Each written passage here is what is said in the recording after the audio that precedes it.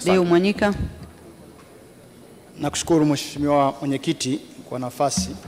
Halmashauri ya mji Njombe na mkoa wa Njombe kwa ujumla ni wazalishaji wakubwa sana wa zao la parachichi katika nchi hii, lakini uhimilivu wa zao hili utategemea sana mpango wa serikali kutoa madawa kwa njia ya ruzuku yale yanayohusiana na masuala ya fungus na madawa yanayohusiana na zao la parachichi kwa ujumla. Nini mpango wa serikali kuhakikisha kwamba inatoa ruzuku kwenye madawa haya kwenye mpango wa bajeti unaokuja sasa? Majibu Mheshimiwa Waziri. Asante sana Mheshimiwa Mwenyekiti. Nimpongeze Mheshimiwa Deo Mwanyika, mbunge wa jimbo la Njombe mjini kwa kazi nzuri anayoifanya.